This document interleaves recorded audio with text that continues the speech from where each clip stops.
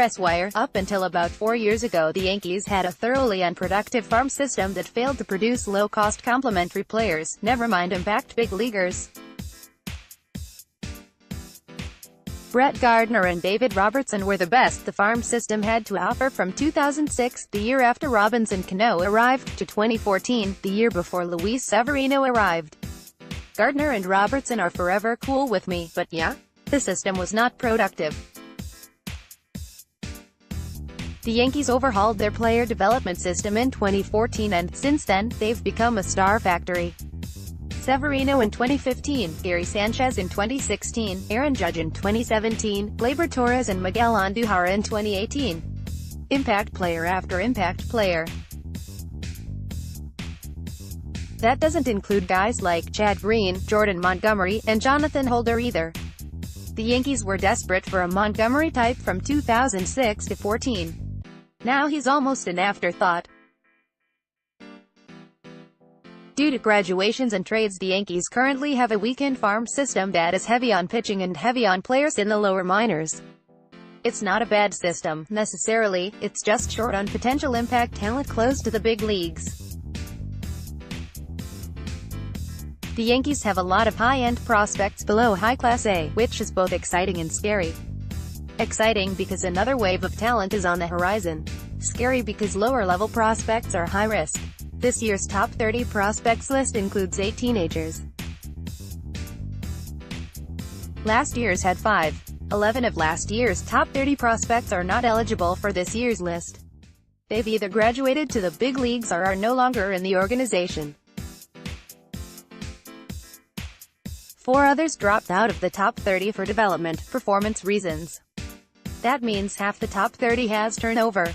Exciting. New names are fun. At the same time, it's a reminder the great farm system of a year or two ago is no more. I have now been ranking Yankees prospects here at RAB for 13 years, and I swear, it gets harder each year. The game is constantly changing and it can be difficult to keep up. Ranking prospects is all about preference. Upside or probability, tools or performance. Everyone balances those things differently, and once you think you've figured it out, some prospect comes along and changes your mind. There's no correct way to rank prospects. Prospect lists are glorified opinion columns. Obligatory reminder, I am not an expert and I most certainly am not a scout.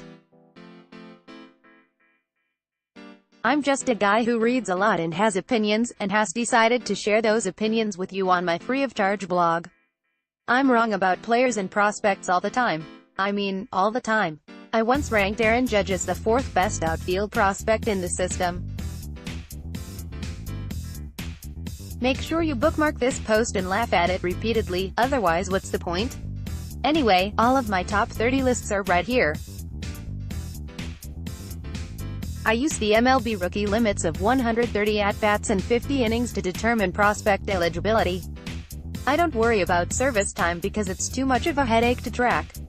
All headshots come from MLB.com or MLB.com unless noted otherwise. This year's top 30 prospects are after the jump. Enjoy. Number 30, Dermis Garcia, 1B, 3B, RHRP, Dub, January 7, 1998, age 21, height, weight, bats, throws, 6'3", 200 pounds, right acquired, signed July 2014 out of the Dominican Republic, $3.2 million bonus, 2018 stats, .241, .320, .444, 117 WRC, 15 HR, 30.6 K%, 9.9. BB percent, 363 PA at A, projected 2019 level, high A. The good, there are only 2 players in the organization with more raw power than Garcia, and they both hit in the middle of the big league lineup. Dermis has true 80 power on the 20-80 scouting scale. The ball jumps off his bat and keeps carrying. 45 home runs in 231 pro games for a kid who tuned only 21 last month is bonkers. Garcia knows the strike zone and his best tool on defense is his rocket throwing arm, which is so good the Yankees had him throw bullpen sessions late last season in an attempt to develop him into a two-way player. He never did pitch in a game, however. The power and the arm are as good as it gets. The bad, Dermis hasn't made much progress with his pitch recognition and swing and miss issues. His strikeout rate, 31.6% career, has more to do with his propensity to swing and miss at pitches in the zone than it does chasing bad pitches out of the zone. Garcia knows a ball from a strike, but he takes such a huge hack that he misses hittable pitches more than you'd like. Defensively, Garcia is not particularly mobile and his reactions are not great at third base, and he played his final 58 games last year at first base, or DH. If the two-way experiment doesn't pan out, Dermis is looking at a future as a bat-only right-handed first base, DH type, which is a scary thing at his age. 2019 outlook, he did just turn 21, and it would be foolish to give up on any prospect that age, but the clock is starting to tick on Garcia. You can't teach this kind of power, but there's not much else here to support that power, and there has been minimal progress cutting down on the swing and miss. Dermis figures to go to High A Tampa this year, and with any luck, new hitting coordinator Dylan Lawson will work his pitch recognition magic and we'll see that long-awaited breakout season. No. 29, Kyle Holder, SS Dub, May 25, 1994, age 24, height, weight, bats, throws, 6'1", 185 pounds, left, right, acquired, 2015 supplemental first round, 30th overall, $1.8 million bonus, compensation pick for David Robertson, 2018 stats, .257, .317, .350, 88 WRC, 3 HR, 10.2 K%, 7.3 BB%, 442 PA, AA, projected 2019 level, AA and AAA. The good, Holder's glove is major league ready. He plays near flawless defense thanks to tremendous range and athleticism, soft hands, and a strong and accurate arm. Holder, no relation to Jonathan, makes shortstop look very easy. The Yankees have had him play some second base because they make all their shortstop prospects play second base, and he's handled it well. Versatility is nice, but playing Holder anywhere other than short feels like a waste. He's so good defensively. On offense, his game is about making contact, which he does with a compact lefty swing. The bad, there's not much evidence Holder will hit long-term. He is on the heavy side of the platoon and he does make contact with ease, but Holder doesn't hit the ball with much authority and he's not an especially swift runner either.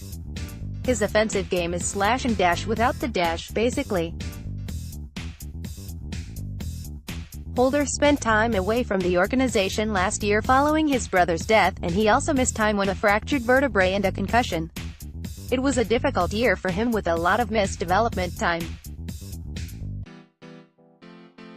2019 outlook, even though his defense gives him a chance to carve out a career as a utility guy, I feel like Holder's only possible long-term roles with the Yanks are trade chip and what Adeiny Hechavarria did last year. Time is running out for Holder to show he can be something more.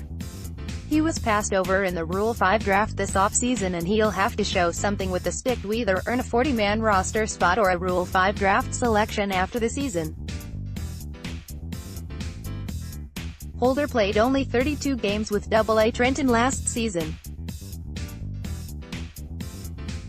He'll return there to begin 2019 and I'm sure the Yankees would love to be able to bump him up to AAA Scranton at mid-season. No.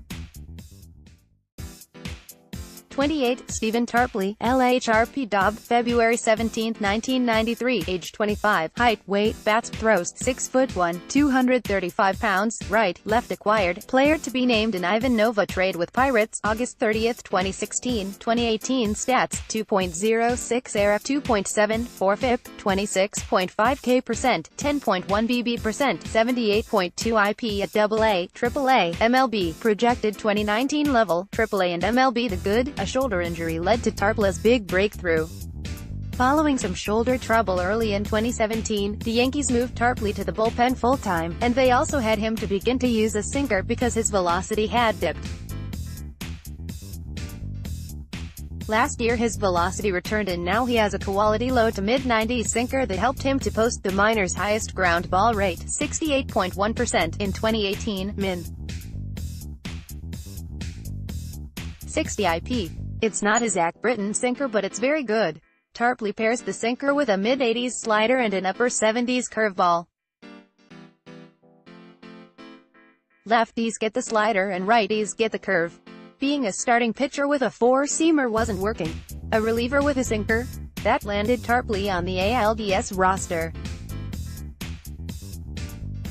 The bad, Tarpley has had arm trouble throughout his career and, despite his strong overall strikeout rate last season, neither the slider nor the curveball is a legitimate put-away pitch. He gets his outs by chucking sinkers and letting his defense make plays, which can work fine. Tarpley's control is not the best, partly because the sinker moves so much that he struggles to harness it at times. Walks and balls in play are a risky combination for a late-inning reliever. I see Tarpley's upside as more middle reliever than high-leverage guy. 2019 outlook: the Britton and Adam Ottavino additions mean the Yankees only have to open bullpen spots, barring injury, so Tarpley's chances of making the opening day roster aren't great. But with Tommy Kahnle and Luis Severino out of options. That said, I'm certain we'll see him in the big leagues this summer. Tarpley is set for up-and-down duty. He pitched his way onto the ALDS roster last year. Pitching his way into a full-time MLB role this year is possible. Number 27, Tanner Myatt, RHSP Dub, May 21, 1998, age 20, height, weight, bats, throws, 6'7", 220 pounds, right acquired, 2018 11th round, 337th overall, $147,500 bonus, 2018 stats, 5.40 ERA, 5.00 FIP, 29.7 K%, 12.2 BB%, 18.1 IPPA at RKSS, projected 2019 level, extended spring training and short season. The good, Myatt is the quintessential Yankees pitching prospect. He's super tall and he throws super hard. After training at a biomechanics lab since his sophomore year of high school, Myatt came out of college with a 96 to 99 miles per hour fastball that routinely touches 101 miles per hour. The pitch has exceptional life and finish through the strike zone. Between the velocity, the life, and the fact he releases the ball that much closer to the plate due to his size, Myatt's fastball gets on hitters very quickly. His go-to secondary pitch is a hard curveball that flashes out pitch potential on its best days.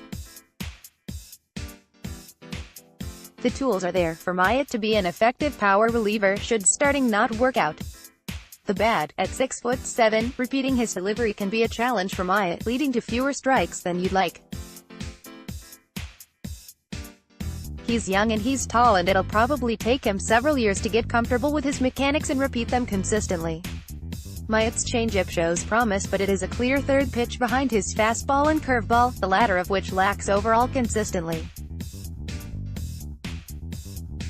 Myatt is more than an arm strength prospect, but not that much more. 2019 outlook: Myatt will likely head to extended spring training this season so he can work on his delivery and develop consistent mechanics. An assignment to Staten Island once their season begins in late June as the logical follow-up. Photo via Pinstripe Prospects, No.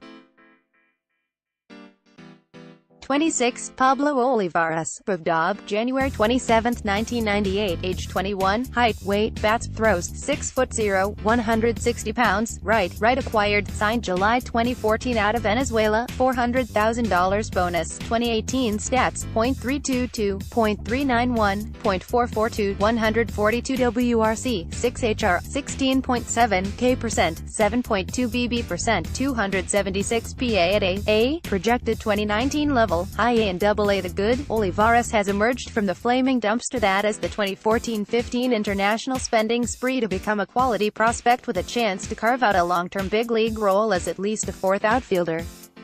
His best tool is his hit tool, which is above average and on par with prospects ranked much higher on this list.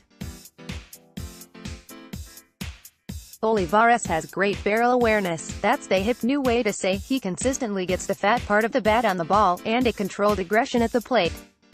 He doesn't expand the zone but will jump all over a hittable pitch out over the plate. In the field, Olivares makes up for good but not great speed with great instincts, good roots, and a quick first step. His arm is just okay and would likely relegate him to left if he has to move to a corner.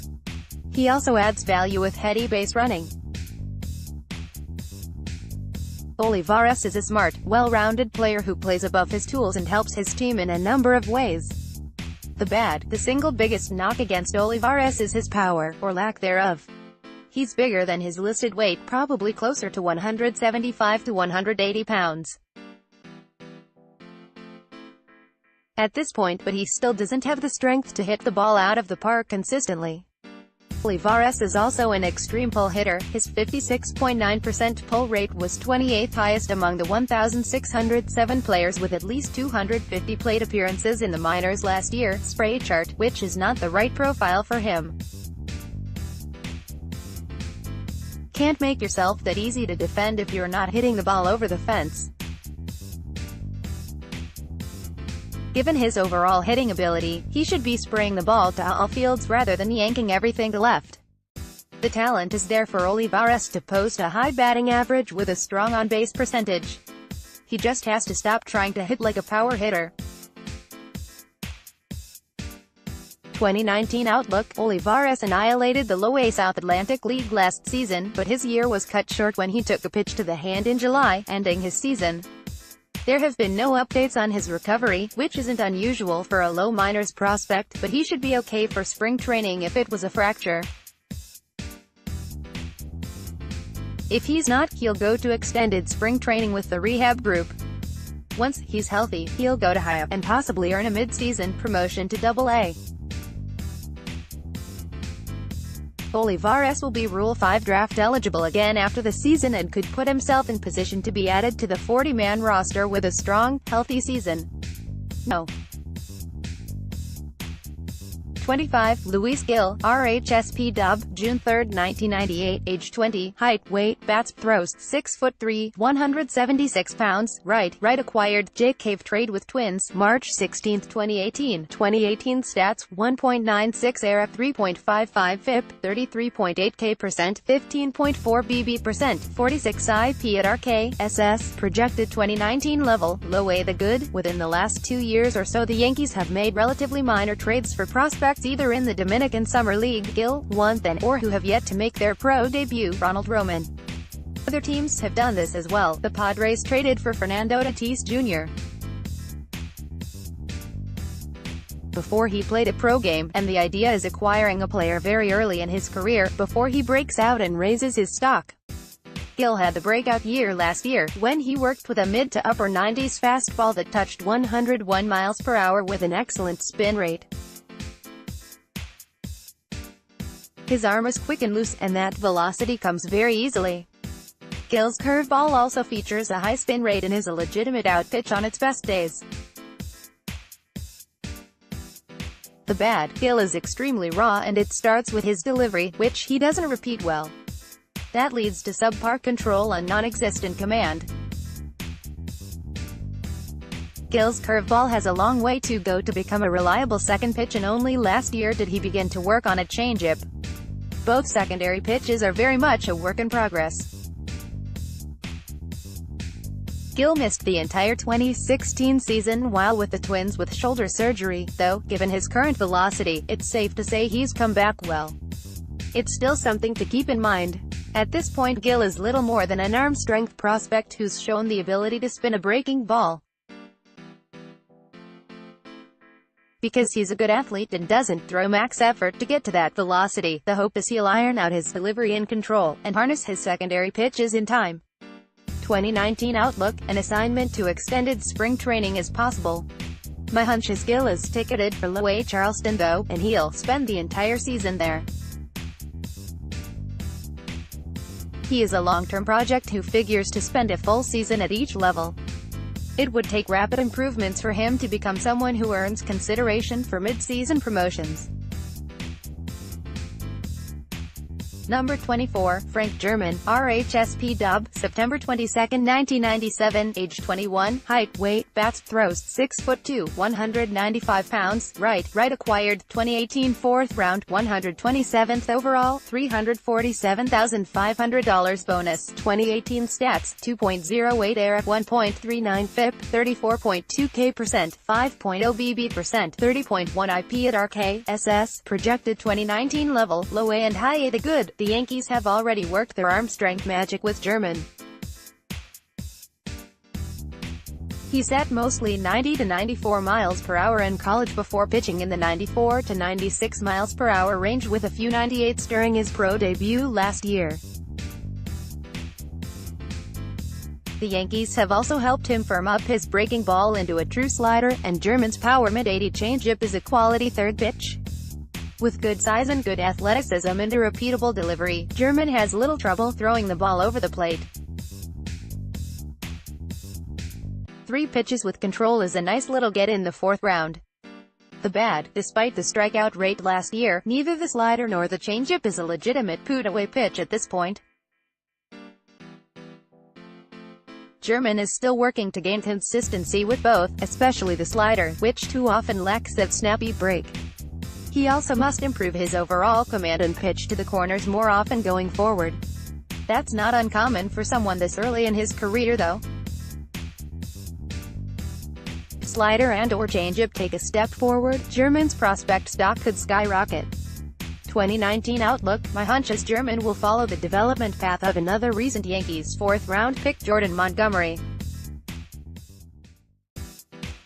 That means splitting his first full pro season between low A Charleston and high A Tampa and his second between double A Trenton and triple A Scranton. That would be ideal. German could probably handle an assignment to high A right now. The numbers crunch figures to push him to low A to begin the year though, which is no big deal. I don't expect him to remain with Charleston long. Photo via @Milb, no.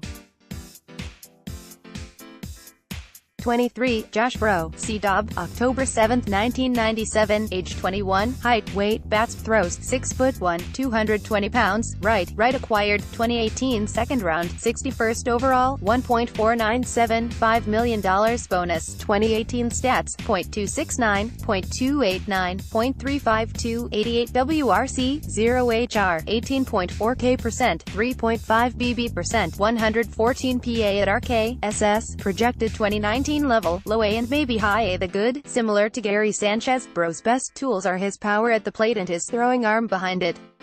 He's a right-handed hitter with exceptional power potential who hits the ball a mile in batting practice. His arm stands out most though, as he pitched in the upper 90s and touched 100 miles per hour in junior college. Bro is just now focusing on catching full-time and his overall receiving is solid. He blocks well and shows aptitude for the position. The power and arm are two well above average tools and that's a pretty great starting point for a catcher. Bro showed enough on the mound in JUCO that pitching could be a legitimate fallback plan as well. The bad, the similarities to Sanchez end at the power and arm. Bro doesn't make consistent contact because he takes a max effort swing and sells out to get to his power. He doesn't square the ball up as often as you'd like. With experience, hopefully he'll learn he can take a more controlled swing and still hit the ball out of the park because he's so strong. Bro is also lacking plate discipline, so his overall approach at the plate needs refinement. He must continue to work on his all-around defense as well. His defense is better, but Bro's profile is similar to former Yankees prospect Peter O'Brien. 2019 outlook, pretty good chance the Yankees send Bro to low A Charleston to begin his first full professional season. A late season promotion to high A Tampa is a possibility, though I expect him to spend most of the season with the River Dogs. Photo via MLB.com, no.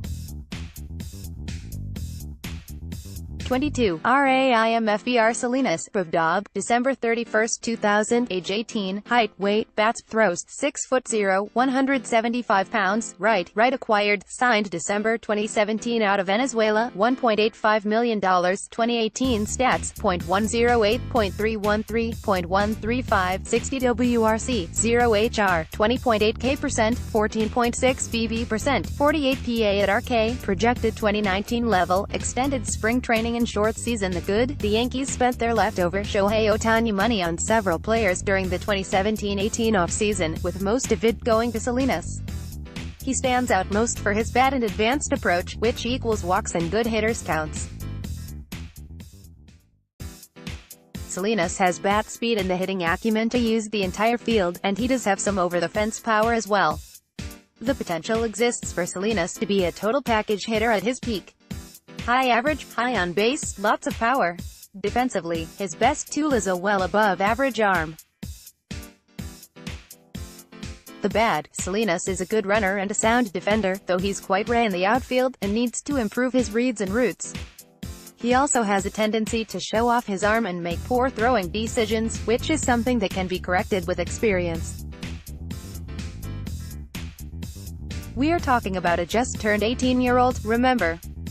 Most notably, Salinas' pro debut was limited by injuries last year. He missed time with a knee and finger trouble. 2019 outlook, the knee and finger injuries are not expected to delay Salinas in spring training. He'll be a full player at the outset. Because he's so young, starting 2019 in extended spring training before moving to one of the short-season leagues is the obvious path this year. A return to the Gulf Coast League is possible. I think Pulaski or Staten Island is more likely. Fotovia at Jessacench CMLB, no.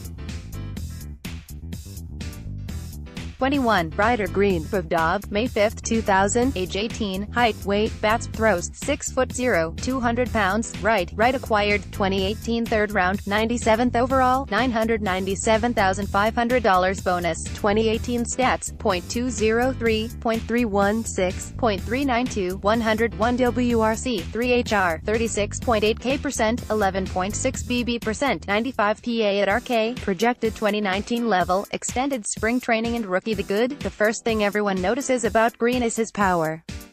He has premium bat speed and recorded very high exit velocities during showcase events in pro parks as an amateur. The raw power legitimately projects out to 30 homers annually. Green is more than a one-dimensional slugger too. He's a great athlete who runs well and can handle center field, and has a strong arm suited for right field should he have to move to a corner. It all adds up to a tantalizing combination of power, speed, and defense. The bad, the one thing Green does not do, at least not yet, is make consistent contact. He sells out for power and will swing through pitches in the strike zone. His plate discipline is good, and when he gets the bat on the ball, it goes a long way. Green just doesn't get the bat on the ball often enough. The swing and miss issues are the only thing holding him back. He can impact the game in a lot of ways. 2019 outlook, because he's fresh out of high school and has a significant flaw in his contact ability, Green is a safe bet to begin the 2019 season in extended spring training. An assignment to one of the short-season leagues, possibly Pulaski, will follow once their season begins in June. As talented as he is, Green may be a slow mover as he works to hone his contact ability. Photo via WBIR TV, no. 20. Josh Stowers, Dob, February 25, 1997.